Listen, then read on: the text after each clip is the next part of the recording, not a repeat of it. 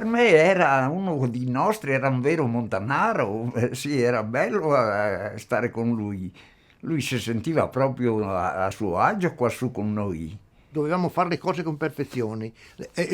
Fare la corda doppia, salire e tornare per 10 volte, quello me l'ha fatto fare. Era sempre di casa qua, veniva a trovare i miei, era uno come di noi, sì, un fratello, sì, un papà, sì. Un bellissimo ricordo del signor Taffarel. Era molto simpatico, gentile. Parlavo tantissimo con papà, mi faceva parlare di tanti argomenti. Di lui mi ricordo la vitalità, la vis polemica e l'energia, direi, l'energia che ha avuto fino alla fine sostanzialmente.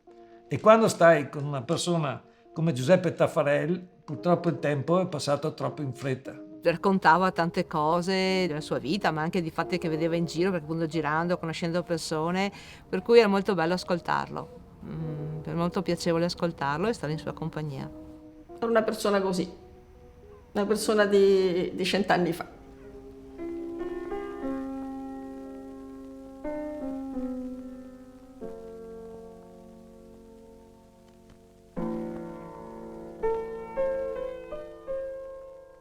Io volevo raccontare, mi interessava raccontare, no?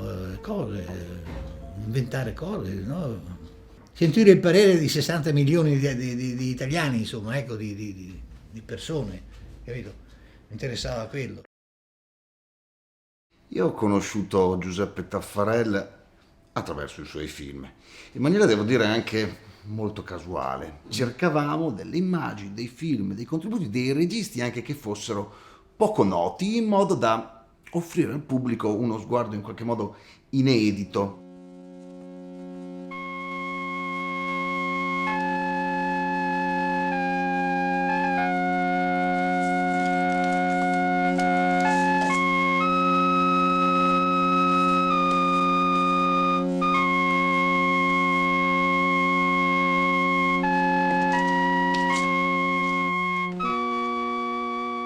Papà è sempre stata una persona estremamente concreta e reale, quindi non credo che avrebbe mai potuto fare qualcosa di differente dal proiettare e rappresentare la realtà. A me è sembrata una persona molto sincera e questo rispecchia in qualche modo, conferma quello che mi sembrava di intuire dai suoi film. Io so che questa cosa funzionerà. Devi partire con questa assoluta, come non so neanche come chiamarla, no? Con questo concetto ben preciso. So che questa cosa funziona. Per questo, questo e questo. Quello che mi ha davvero colpito è la sua forza emotiva, la capacità di coinvolgere lo spettatore in un rapporto, diciamo, quasi diretto, confidenziale con i personaggi che mette in scena, le vicende che racconta nei suoi film. Si pone o intende porsi al fianco dello spettatore, addirittura, se possiamo dire, seduto nelle file di chi sta a guardare. Per questo motivo si pone il problema di non essere né capzioso né saccente. Semplicemente perché era il suo modo di essere. Lui era diretto, reale, tagliente, concreto. È un intuitivo, è uno che ha un grande intuito relativo all'uso della macchina cinema. È uno che, se ha qualcosa che gli interessa, trova il modo di mostrarlo senza stare a studiare lungamente il tipo di inquadratura da fare, quanto farla durare, dove mettere la macchina da presa, eccetera, eccetera. E questo secondo me fa del suo cinema un cinema forte, un cinema efficace, un cinema che riesce a colpirti. Ma no, nel 1942 sono partito per Roma per fare l'Accademia d'Arte Drammatica, no? E senza una lira in tasca, con 3 giorni, 3 di vita. Ma non è una novità, non è che sono partito così per andare a fare l'attore e ho detto eccomi qua, adesso sto io, guardatemi, faccio l'attore. No, volevo prepararmi una buona base specifica, una buona base culturale specifica e allora ho pensato all'Accademia. Gli vengono offerte delle parti come attore, forse il film suo più importante è del 1951, Actu Banditi di Carlo Lizzani, con Gina Lollobrigida e Giuliano Montaldo. Ha frequentato peraltro la miglior scuola italiana di sicuro e al tempo una delle migliori scuole internazionali di cinema. A mio avviso era un ottimo attore. In Achtung Banditi Vento è notevole, non è uno qualsiasi e devo dire che dà uno sprint a quel film notevolissimo. Dopo 15 anni volevo fare la regia ovviamente, dicono, ma dopo 15 anni di gavetta finalmente è arrivato il giorno in cui mi sono sentito maturo e intorno a me soprattutto i produttori, i conoscenti, eccetera, hanno pensato che potevo partire, insomma. Si innamora del cortometraggio, che dal 1949 diventa realmente importante per una legge. Il regime imponeva nel momento della proiezione anche il passaggio non solo del cinegiornale luce ma anche del documentario. E il documentario poi nel dopoguerra con la rinascita del cinema era la scuola dei giovani. E sono partito con un primo lavoro che è intitolato La Croce.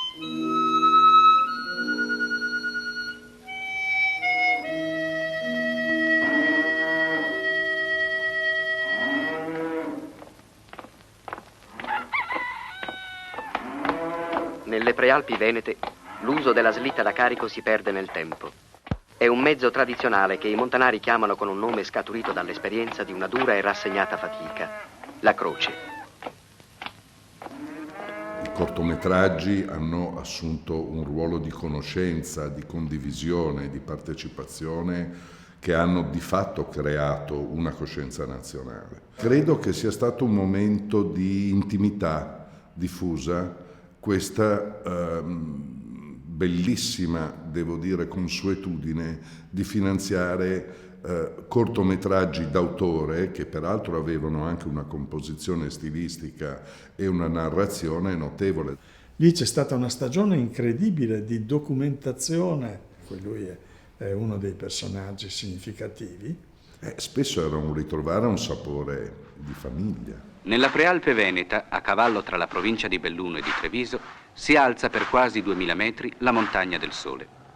È un ironico soprannome popolare, amaro, poiché all'incrocio delle correnti d'aria della Valla Pisina la montagna è costantemente incappucciata di nuvole, sepolta nelle nebbie, fredda e corrucciata anche nella stagione estiva. Trovo che sia forte in Taffarel questa tendenza, come dire, a usare sempre la cinepresa come una macchina che racconta la realtà. E non dico una macchina che riproduce la realtà, dico una macchina che racconta la realtà, che è una cosa ben diversa. Non lo so se Taffarel possa essere considerato un regista neorealista. Si parla di neorealismo secondo me nella tipologia di storia che viene rappresentata, ok? Non nella metodologia. Quindi sì, neorealismo, ma nella scelta del soggetto e della storia da raccontare. La sincerità dello sguardo e dell'approccio e l'assenza di banalità. Non lasciava spazio a nessuna frivolezza, non fantasia, perché fantasia sì, ma frivolezza. Quindi una scelta molto vicina, molto influenzata dal neorealismo, dalla volontà di portare sullo schermo la realtà. E io oserei parlare di realismo, ma della memoria, non realismo punto. C'è un qualcosa che è reale, ma è la messa in scena di una realtà che è già storia in realtà. E quindi lui è un testimone assolutamente straordinario di che cosa? Di quello che noi stiamo dimenticando, perché tutte le vicende che lui racconta hanno sempre dei riferimenti, le più importanti, dei riferimenti con quella che è la realtà della natura. Fazzoletti di terra, io ricordo di averlo visto ad un festival e ne rimasi abbastanza sconvolta, perché ovviamente è una cosa che ti rimane abbastanza impresso, ecco. La difficoltà ovviamente di quel periodo o di quel tipo di vita, di quello stile di vita, e quindi ogni volta che vedo un muretto a secco io ci penso, insomma. Poi più sono in alto, più sono scoscesi, più sicuramente mi viene in mente Taffarel. Il lavoro di Giuseppe Taffarel è preziosissimo per vari motivi. Io come geografo ci vedo anche molto l'importanza della documentazione paesaggistica, ma è anche un'importanza documentale nei confronti dell'etnografia, quindi dello stile di vita, delle modalità attraverso le quali appunto si viveva in quelle zone. Per esempio nel caso di Fazzoletti di terra ci sono dei dettagli che anche le ricerche etnografiche non avevano fatto emergere. E questo è riuscito a salvare delle situazioni. Sono pillole di storia, proprio tessere, anzi più che pillole. Penso ad esempio alle zolle rovesciate dell'erba che lui filma, che servono proprio come materasso prima di metterci il suolo sopra, e fa da materasso drenante ma anche di ritenzione idrica sostanzialmente. Era un dettaglio che nessuno conosceva, nessuno aveva raccontato anche attraverso le interviste, quindi sostanzialmente lui porta alla luce tutta una serie di piccoli dettagli che sono sfuggiti anche alle ricerche, diciamo, antropologiche dell'epoca. Mario Snenghi dovrebbe essere felicissimo di ciò che ha fatto Taffarel, perché trova la prova provata di alcuni elementi che servono per leggere il tessuto sociale di alcune zone assolutamente fantastiche dal punto di vista paesaggistico. Soprattutto si sa quello che accadeva pochissimo tempo prima, insomma. Quindi un grande storico come Snenghi del Novecento dovrebbe essere un patito dell'opera di Taffarel. C'è anche però, attenzione, una lettura politica di questo mondo, ed è anche questa interessante, perché ovviamente è la cifra stilistica del personaggio Taffarel, del regista Taffarel. Lui disse: ho un obiettivo nel mio cinema, ed è quello di dare voce a chi non ce l'ha. Anche al più miserabile. Voglio vedere che cosa ha dentro, voglio vedere che cosa come vive, come pensa. Voler dare visibilità a quello che solitamente viene rimosso. I suoi documentari vogliono rappresentare il mondo contadino, il mondo degli ultimi. I miei lavori sono stati fatti con povera gente, contadini, operai, il mondo dei vinti. In qualche modo Taffarel è il cantore veneto del mondo dei vinti. Prendere il locale, il dettaglio locale, e portarlo a un livello universale. La storia passa di là. Quello che Taffarel è stato bravissimo a trovare le facce, e soprattutto le facce che si sono prestate a essere loro stessi. E quindi vuol dire che ci ha vissuto insieme. La sua tecnica è quella di entrare come fosse un etnologo, in rapporto stretto con i contadini, con quel mondo, e quindi ritorna a Vittorio Veneto perché è lì che conosce questi personaggi. Il signor Taffarel era amico della mamma e papà, frequentava casa, erano amici, e le ha detto: ma io mi porto via in questa piccolina qua? Siccome che ero timida, avevo un po' di difficoltà là. Però lui piano piano mi ha insegnato, mi mandava a prendere l'acqua e mi ha fatto fare il cimitero dei Ranocchi. Cimitero dei Ranocchi, riposa in pace e non bere la nostra acqua. Amen.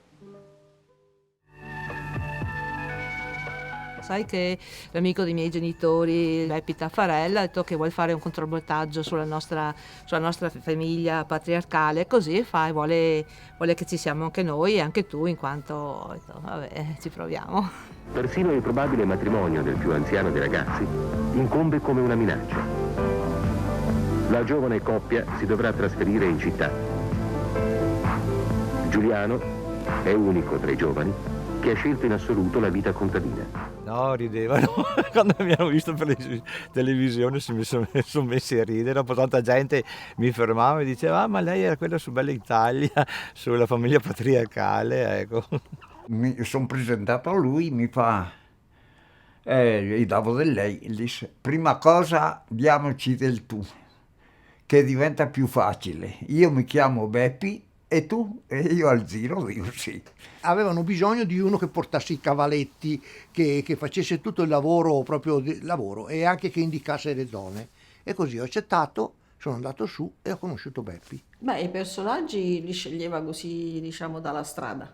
Quando abbiamo fatto ad esempio il documentario, sempre quello che ricordo, Scuola di Roccia, a me mi ha detto devi trovare delle persone che siano sconosciute completamente, delle persone semplici che però magari sappiano arrampicare. L'alpino della settima, eravamo insieme in Auronzo, lui cercava una persona così, un viso particolare, e c'era questo signore che lavorava strada, e quindi visto e ripassato, siamo ripassati, dico guarda che è un bel personaggio, e infatti si è fermato su quello perché veramente è una faccia che rende. E poi sono un povero ignorante, non so parlare, io parlo bene soltanto da solo.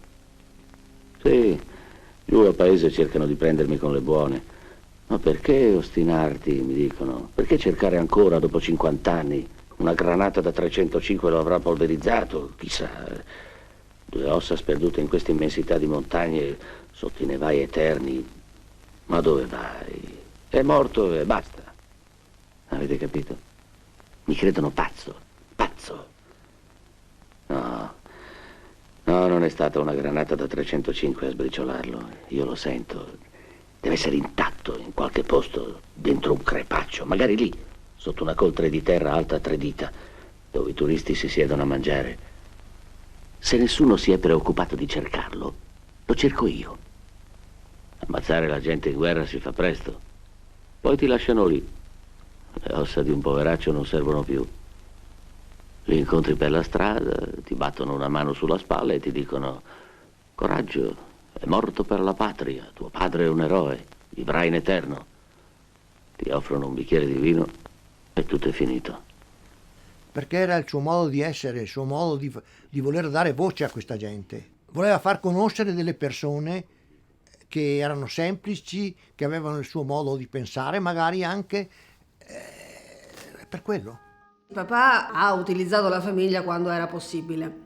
Non ho particolari ricordi, cioè non mi ricordo di aver girato i film, non mi ricordo di papà che mi dirigeva, se così si può dire. Legna d'ardere, quello in cui sono quei pannoloni al vento, come dico sempre, assolutamente no, avevo 2 o 3 anni e quindi non mi ricordo assolutamente nulla. Invece Ultimo contadino, sì, c'è l'unico aneddoto che racconto sempre, perché è quello che mi ricordo di più tra i vari, è sicuramente quello dell'essere nutrita forzatamente con pane e latte. Prepara il tegame con un po' di latte e dargli da mangiare perché ha il viaggio lungo da fare. E allora ho preparato il pane, e sì, il latte col pane, lo imboccavo. Lui bravo, papà gli diceva falla mangiare, lui mi infilava il cucchiaio in bocca, io però non riuscivo a mandare giù tutto quanto, quindi c'è proprio un momento nel documentario che faccio veramente fatica a non sputare, però sono brava, resto comunque serena e continuo a mangiare e a mandare giù. È solo il pane e il latte che gli dà il mago Fungolungo è buono, l'altro non sa di niente, l'altro è soltanto pane e latte e basta. Fungolungo. E chi mai gli avrà insegnato questo nome? Bisogna fare presto. Il pullman parte alle 9:48. Ho preso su 2 o 3 mele e gli ho dato il sacchetto delle mele e lei, sì, mia moglie poi, cosa vuoi dare le mele? Laggiù trovi finché vuoi, tienile qua quelle, non darle alla bambina. Buone così, gli avevo detto, senza concimi velenosi, non ne trovi più, almeno per la bambina. Uffa, aveva detto mia moglie seccata. Anche la rogna di un peso in più, ma neanche per sogno. Un pezzo che mi ricordo perfettamente è quando saluto con la bambola, perché mi ricordo la visione dalla mia parte, cioè proprio io che mi vedo che sto facendo che sto salutando con la bambola, mi ricordo quel pezzo. Sì, penso solo alla bamboletta. È oggettivamente incredibile quello che è riuscito a fare con sta gente, con ste facce assolutamente strepitose, ste bocche senza denti, che mangia, che ciuccia, che fa, che quello che riescono a fare. E poi, per usare un termine forse sciocco, le ha ammaestrate. Perché non puoi dire le ha fatte recitare. Tu parti da qui e vai lì, prendi il bicchiere di vino e incominci a bere il vino. E quello faceva quello che voleva, ma noi lo seguivamo con la macchina da presa, capito? Perché se io pensavo che passasse qua dove c'era sto corridoio, no, quello faceva il giro di là perché non è un attore, capisci? Non gli puoi dire alza l'occhio, basta qua, basta, capito? A ogni ciak riusciva a fargli fare le cose che a lui servivano. E in questo è bravissimo, però riesce ad avere l'immagine ma non l'empatia di un'interpretazione. ed ecco perché ha bisogno della voce fuori campo. Noi siamo dei poveri ignoranti, l'ho già detto, e facciamo quello che possiamo. Ma i giovani no. I giovani non sono più come noi. Studiano, imparano, si difendono, vogliono i loro diritti. Sono la nostra speranza. E quindi c'è anche una visione fortemente politica che forse possiamo collegare anche al suo passato partigiano, antifascista. C'è una sorta di condanna del fascismo di tipo economico, forse mi viene da dire, cioè un boom economico che sta dimenticando dei mondi, non sta riconoscendo la dignità di quei mondi. E quindi è come se lui continuasse a fare questa lotta partigiana contro tanti modi di intendere il fascismo. Il produttore, che non sapeva niente di queste cose, è rimasto, sai, no, però così due personaggi, poi alla fine che questi vanno a portare i fiori, dovrebbero andare a mangiare il gelato invece che portare i fiori, però mio marito si era impuntato su quello e quello ha fatto. Se noi affrontiamo quel mondo individuando questi strati, allora il lavoro che lui ha fatto per noi è prezioso. Se invece semplicemente ci mettiamo e ci lasciamo andare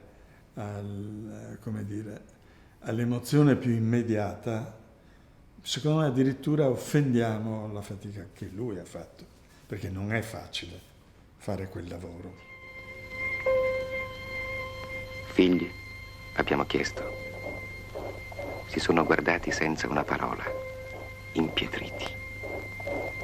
Sì, uno. Lo vanno a trovare in città a Bassano del Grappa una volta all'anno, nell'anniversario della sua morte. Ed è l'unica occasione questa in cui lasciano i loro campi. Era partigiano del Monte Grappa ed è morto qui, in questo viale, con altri 30, impiccato dai nazifascisti. All'inizio, quando abbiamo avvicinato questi due contadini mentre spaccavano le pietre, li avevamo guardati solo sotto il profilo umano ed economico. Erano così isolati dal mondo che parevano al di fuori di tutto. Avevamo dimenticato che anch'essi fanno parte di noi, che sono parte attiva della nostra storia. Quando Taffarel ci parla della resistenza, ci parla, diciamo, in generale della storia, non solo della resistenza, perché ci sono anche dei suoi film magnifici che, ad esempio, ci riportano non alla seconda ma alla prima guerra mondiale, e forse possono, come dire, essere in un certo senso uniti nella stessa categoria.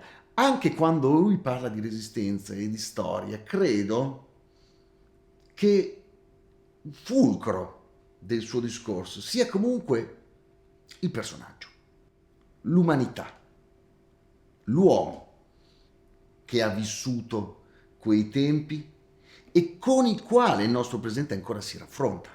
In Monte Grappa 1944 c'è questo momento in cui Taffarel ci deve mostrare la storia dei partigiani che furono ammazzati, furono impiccati dai nazisti. Monte Grappa 44 è la ricostruzione del massacro di Viale dei Martiri, no? Ne hanno impiccati a quegli alberelli lì, ne hanno impiccati, si vede anche nel finale del coro, no? Che è quello, no? Ecco, io ho raccontato la storia di quel massacro nazista e fascista soprattutto. Cosa fa lui per raccontare, per mettere in scena questa vicenda in maniera straordinariamente efficace? Si affida ai fiori. Lì ha avuto la capacità ovviamente di prendere un qualcosa, e secondo me lui non lo ha neanche fatto con l'intento di essere dirompente.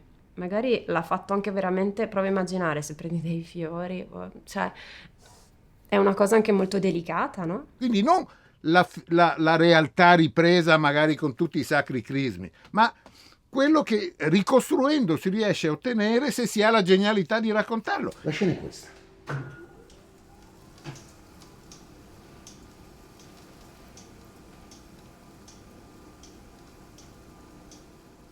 Gli eroi macabri dei fumetti neri non hanno insegnato nulla ai nazisti. Tutto procede con precisione quel giorno di settembre. Un cappio per ogni albero, un partigiano per ogni cappio. Sono 31. Un'accelerata e il primo partigiano pende senza vita. 31 accelerate di morte, 31 impiccati, uno dopo l'altro.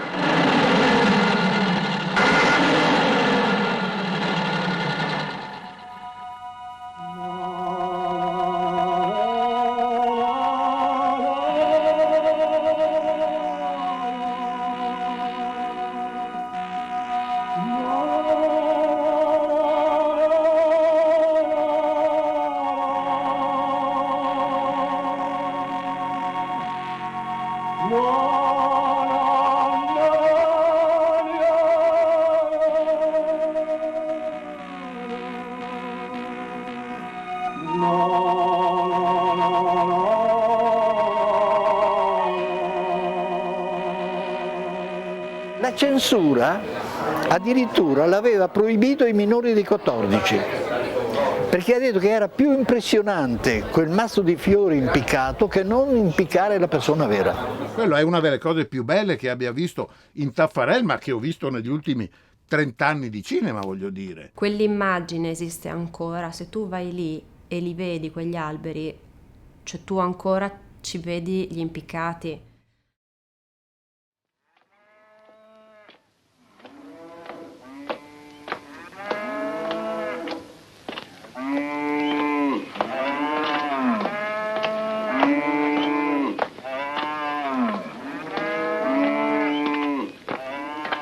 Per questa gente portare la croce è un lavoro consueto, un'attività giornaliera che si compie come le altre, senza parlare. Ma nel procedere sotto il peso c'è il segno di un'esistenza che si trascina senza prospettive, vincolata per sempre a una natura avara che non lascia eredità. La natura, il paesaggio non è mai qualcosa di semplicemente bello da vedere, ma è qualcosa che si pone sempre in relazione con una persona che lo vive e che in un certo senso anche in vari contesti, in varie situazioni è schiacciata da questo contesto in cui vive. Non c'è un'idea di natura in Taffarel idealizzata e ipostatizzata come quella, insomma, della modernità. In un certo senso lui incarna la visione della natura del mondo contadino. Io credo che avessero ragione gli antichi tragici greci, che dicevano che nulla di più tremendo c'è dell'uomo, cioè che l'uomo è sempre in conflitto con la natura e che non c'è mai stato un vero e proprio equilibrio con la natura. L'antropomorfismo è proprio questa necessità di riprendere il paesaggio attraverso l'uomo. Il paesaggio non è più altro da noi, ma siamo noi stessi. La domanda che io mi faccio, partendo dall'idea che è utile, è necessario documentare tutto ciò, è cosa significa per noi quella documentazione. Io vedo 3 livelli, diciamo così, di interesse di questo tipo di lavori, insomma, che ovviamente vanno storicizzati, vanno contestualizzati nella temperie culturale in cui sono stati realizzati, ma c'è un interesse sicuramente di tipo etnografico, etnologico, antropologico, c'è un interesse di tipo paesaggistico, proprio per capire come è cambiato il territorio, come è cambiato l'ambiente in cui viviamo, e c'è un interesse di tipo politico, e cioè dovremmo accompagnare questi documentari e proporli non come una verità, ma come un modo di interpretare la realtà e con delle possibilità di far capire la chiave di lettura di Taffarel, quindi la visione politica, l'ideale politico di Taffarel, che mutatis mutandis chiaramente può avere dei riflessi interessanti anche per il mondo contemporaneo, più in un'ottica appunto non di critica politica, ma di critica forse anche un po' proprio al modello economico. Metterei in didascalia di tutti i nostri ragionamenti una frase di un grande filosofo della metà del Novecento, che si chiamava Adorno. Non si tratta di conservare il passato, ma di realizzarne i suoi sogni. Quando vedo i contadini che lavoravano nelle montagne con la fatica quotidiana incredibile, forse sognavano quel mondo o no? E se sognavano un mondo, noi lo stiamo realizzando? E allora il lavoro fatto, la descrizione di quel mondo, ci deve servire per questo, per costruire un futuro che contenga i sogni di quei contadini e della loro fatica. Solo ai bambini è dato sognare e sperare, e forse per loro è giunto il momento di dare al progresso quel significato che i padri non hanno mai conosciuto. I temi di Taffarel non solo sono attuali, ma proprio fino a quando, tra virgolette, esisterà la discriminazione, esisterà la differenza epocale tra ricco e povero, sfruttato e sfruttatore, credo difficilmente potrà essere superato. Taffarel è un regista del suo tempo e questo è giusto, e questo è innegabile, questo è necessario se egli vuole essere un documentarista, e lo è, e come. e racconta delle vicende che sono del suo tempo. Il suo racconto ci porta all'interno di paesaggi che sono immersione in quella cultura di base che lui riesce a raccontarci con tanta semplicità. La semplicità è riuscire a non far vedere lo sforzo, perché essere chiari e semplici è complicatissimo. Serve anche poi a far emergere la dignità di questi personaggi. Sono dei personaggi che si stagliano solitari, no? Quasi mitologici. La sintesi è un processo creativo complicato che passa attraverso la conoscenza. La scelta di raccontare delle storie universali, se vuoi essere universale devi essere semplice. I suoi documentari sono tutti simili. Il taglio, il modo di girare, le inquadrature, il modo di domandare, di intervistare. Lui è talmente convinto delle sue idee, Taffarel, che praticamente noi vediamo nei tanti documentari che lui ha fatto una diversa declinazione della sua unica ideologia. Se io prendo tutti i suoi corti di un certo tipo e li metto in fila, probabilmente poteva venire fuori una grande storia che andava oltre le immagini del corto che mi presentano una tessera alla volta. È uno che eccelle perché ha una coerenza assolutamente straordinaria, ha un interesse importante, perché ha votato la sua vita a un certo tipo di professionalità trasferita all'interno di un discorso sociale e di un discorso anche cinematografico. Ha a che fare con il senso della libertà, il senso dell'uomo e il significato dei valori che perdurano e hanno motivo di essere difesi, rinnovati, raccontati, interpretati, eccetera. Tu hai avuto una stagione in cui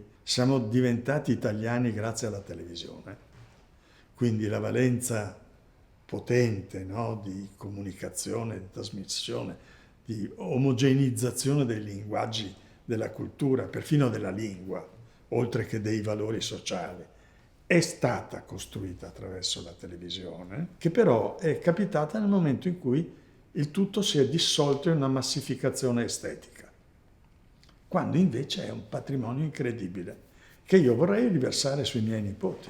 Per i giovani sarebbero interessanti alcuni da rivedere, però non possono fare la comparazione perché è un mondo finito quello. Se una persona è abituata a vedere altri linguaggi, a leggere altri linguaggi, non è molto complesso, ma se non lo hai mai fatto perché comunque non ne hai mai avuto la possibilità, l'occasione, l'interesse, l'importante è avere pazienza e lasciarsi entrare in quella storia.